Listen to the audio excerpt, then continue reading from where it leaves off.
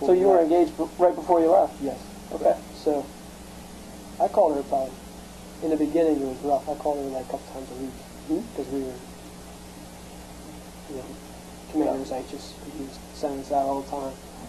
We wanted to get our, because we were new there, and I guess getting our presence known with the community. The new guys are here.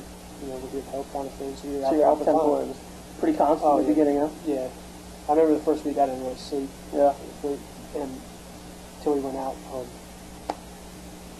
We had a permanent checkpoint that was just a chicken coop, but they put some T-walls around and 2 towers.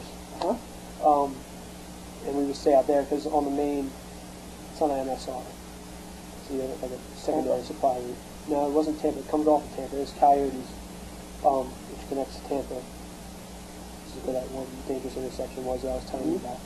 But in the middle, I guess they had a big IED problem there, so they just put a checkpoint out in the middle of it, and we'd have to defile up and down a couple times a day, like in the morning and at night, I guess. And then we run some security missions around, just snooping around the area. Yep. But it took, on foot? Yeah. We would roll out mounted to a certain section of road, dismount, and then just kind of push, I guess what they call a vanguard formation. The guys all like this with the vehicles here. The idea you catch the trigger man before the vehicle actually got to the IED. So, and we do that, like I said, in the morning. One platoon was, I forget how we broke it down. We broke it down. One would be on security, one would have to do defiling, and then we'd switch it up at night or something like that. We had some rotation going. But it was one platoon out there at a time. It was kind of nice. You're out there for like 3 or 4 days, and you didn't have to shave until somebody important came out. That's the first time. That's kind of where we caught up on our sleep in the beginning. Yeah, because you would do like pretty much had 8 hours off at one point in time when you could sleep. So yeah. What was the question? I got off on a tangent here. No, that's fine. With your fiance? Communication? After about half the deployment, I could probably call her almost every night. About 10 minutes at a time. There isn't a whole lot to talk about after a while. Yeah. You know what I mean? So. Do you guys have TV there, news? I mean, we did after a while. It was a couple months because I remember guys I didn't really watch TV too much, I guess. But like Pittsburgh, we had a lot of Pittsburgh fans, a lot of guys that filled our holes were from units out in Pittsburgh. So, and they did pretty good that year. They won the Super Bowl while we were in Kuwait. I guess the Penguins won the World Series, or excuse me, the Stanley Cup, And it was kind of nice because the cooks, I mean, it would be on at like 4 in the morning when we were at, so guys would stay up real late, and the cooks would make like wings for us the best they could, and like celery and like blue cheese packets out there. We had near beer. Not alcohol, so like I said, try and make it feel like you're not at home, or you're at home and not actually there. But what was the single hardest day or moment or period of time across your deployment? Oh wow. As far as like mentally? Sure, start there.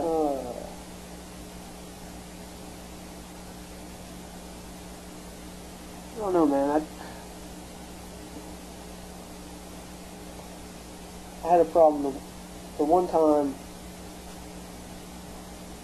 My team leader was kind of a hothead sometimes. He kind of lost it. And I did that. Remember when I said when the IA and the SOI got in that little firefight, and we just started kicking down doors? He was flipping out. Like, I don't know. He just kind of totally lost it that day. And he was just. I mean, these parents had nothing to do with it, obviously. And he was just treating them like the little kids, and like screaming at them. They were so scared, you know what I mean? And just treating them dirt, yelling at the women. And there was another handicapped kid in one house, and I don't know. And he was just stepping all over my toes as well. And the point of like, dude, I got this, back off, chill. And we had a long talk later about it because he just snapped for some reason. But yeah, that was hard because I didn't like seeing it. Like, that's not what we're there to do. yeah, we need to kick down the door, but once we realize that, that absolutely nothing to do with that, thank you for moving on. You don't have to treat them like they're actually started caring nicely than like, because you do a raid, sometimes you raid the wrong house, and you're like, oh, sorry for getting you up in the middle of the night. Yeah. Seriously, kids. Yeah. Was there like I don't know, a card or a voucher that you would distribute in terms of repayment? Yeah. I'll tell him about. Okay. Yeah, I was fully secured while that was happening. Okay. So if you kick in doors or whatever is wrong or right, then you're handing. Yeah, and normally we let the IA go in first. Okay. I mean, it's your country now. We're after the SOFA agreement, so I mean, sometimes we have to. I was normally point man. My squad was normally the entry team, and the other one had, their cordon. Yeah. Their vehicles when they get out of the cordon, and they had like a little team that did their security. Was it when you were talking to your team leader? Was there any idea of combat stress at this time that was starting to wear on you guys? I mean, yeah, well, that's what it was. Like I said, it was kind of getting towards the later months of our deployment, and people were just getting so fed up. And I think it was just that day we just kind of lost it. You know what I mean? Like he was just so.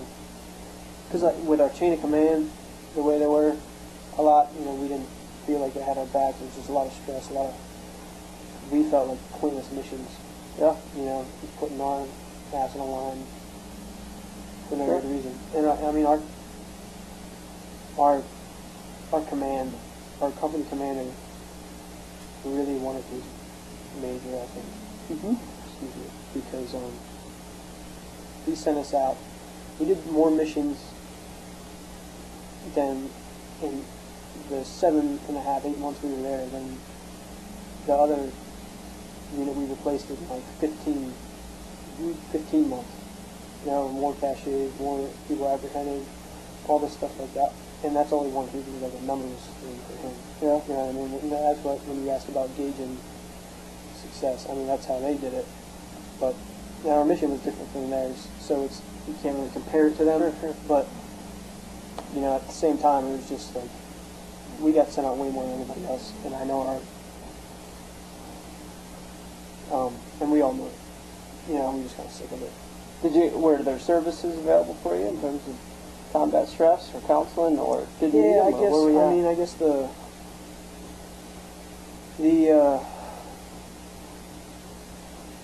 back on Taji, there was a combat stress kind of place you could go. And we did have a chaplain come out every couple of weeks. But I mean, as far as people to talk to you, it's pretty much your guys, I guess. Yeah. Was there a sense that there was a problem with combat stress or not, or? Not really. I mean, we never saw a whole lot of, too much action. Like, we did a lot of raids and stuff like that, but we were in a lot of situations that could have been really bad, but it just kind of always worked out. Like I said, so, I mean, a lot of it was anticipatory stress, I guess you could say, because you're just always waiting, and I guess that kind of started to wear on guys, as far as, and plus just all the extra bullshit and drama that we had with,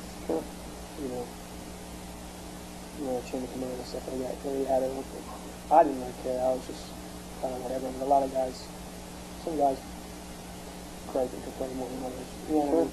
So I just kind of rolled with it. I was happy to be in my platoon because our PL and our platoon sergeant swallowed as much of that as they could to not have us have to do with it. You know what I mean? So, how'd your equipment hold up across the deployment? Good. We go back every 2 weeks pretty much, 12 days or something like that. We go back to Taji and we stay for a day. Sometimes we got to stay overnight. Sometimes we didn't, which was nice because we had like dorms back there, pretty much. And we got to get good chow and really nice gym. And they had more entertainment things, but a lot of times we didn't have time to do that. But we go back in the vehicles, we get any repairs that they needed, and we would stock up on whatever we needed for the PX.